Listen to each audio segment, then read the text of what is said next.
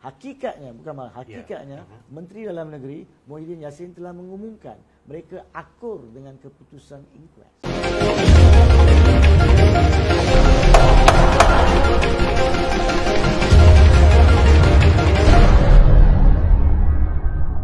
Menjawab pada soalan tersebut, sebenarnya apabila satu inkuas diminta untuk memberi pendapat, adakah satu kematian itu disebabkan punca jenayah ataupun lain, maka selepas keputusan dibuat, kalau pihak yang tak puas hati dengan keputusan tersebut, dari segi perundangan, dia tak boleh merayu macam kes biasa sebab inkuas bukan perbicaraan.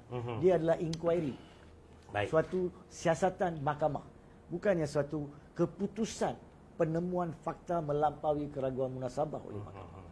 Jadi tak ada merayu. Cuma dia ada semakan. Dan dari segi proses perundangannya, semakan ni tempohnya 3 bulan daripada tarikh keputusan.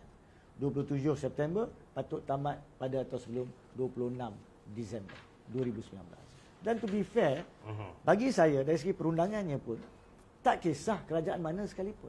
Sama ada Barisan Nasional yang tak wujud pada masa Sri Mahamariaman isu ni, ataupun Pakatan Harapan di mana wujudnya pada masa itu tercetusnya isu ni, maupun Perikatan Nasional sekarang, itu tidak menjadi isu dari segi perundangan dan kehakiman.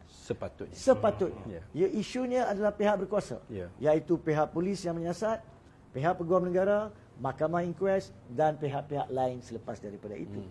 Jadi pada sepatutnya, kalau pihak kerajaan pada masa itu yang di bawah Kementerian Dalam Negeri Muhyiddin Yassin tidak puas hati dengan keputusan corona, bahawa ianya bercanggah dengan pendapat pakar pejabat peguam negara, walaupun ada pendapat pakar yang dipanggil oleh keluarga adik yang memberikan keterangan sebaliknya, maka suatu permohonan semakan kehakiman wajib difailkan dalam tempoh 3 bulan tersebut. Malangnya pada hari keputusan, hakikatnya, bukan malah, hakikatnya Menteri Dalam Negeri Muhyiddin Yassin telah mengumumkan mereka akur dengan keputusan inkuas. Pertama. Yang kedua, beliau telah pun menyatakan dengan jelas dia akan meminta pihak berkuasa, iaitu Polis Diraja Malaysia dan pejabat peguam negara, untuk meneruskan dengan arahan-arahan mahkamah. Di mana antara arahan mahkamah adalah selepas dia membuat penemuan tersebut bahawa kematian disebabkan perbuatan jenayah 2 atau lebih orang, maka arahan dia adalah saya kini serahkan kepada pihak Polis Diraja Malaysia dan pejabat peguam negara untuk membuat siasatan dan pendakwaan.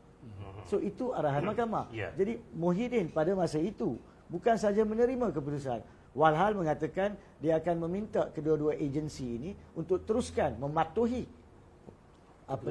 keputusan inkuas tersebut. Maksudnya pada masa itu sama ada secara peramatang ataupun tidak, pihak kerajaan, Menteri Dalam Negeri dan pihak berkuasa telah setuju dengan keputusan inkuas.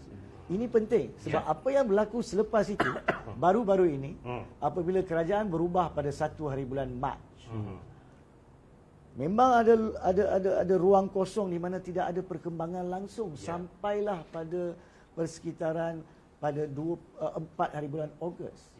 Minta maaf, 4 hari bulan Julai, barulah dikeluarkan satu kenyataan oleh Taqiyuddin Hassan, iaitu Menteri Dalam Negeri yang memegang portfolio undang-undang dan parlimen.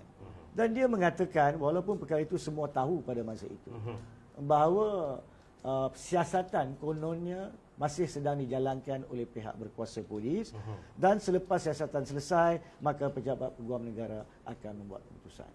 Malangnya itu bukan apa yang rakyat nak tahu, dan dari segi perundangannya pun itu bukan apa yang patut diungkapkan. Ramai pihak telah pun mengkritik kenyataan tersebut, termasuk saya. Dan saya mengesyorkan pada masa itu sepatutnya beliau meminta pihak berkuasa memberi maklumat apakah dia status perkembangan siasatan yang berlaku selepas keputusan inkuas tersebut. Sebab pada Julai ni dah 10 bulan selepas inkuas, dah lebih pada hampir 2 tahun selepas kematian Allahyarham.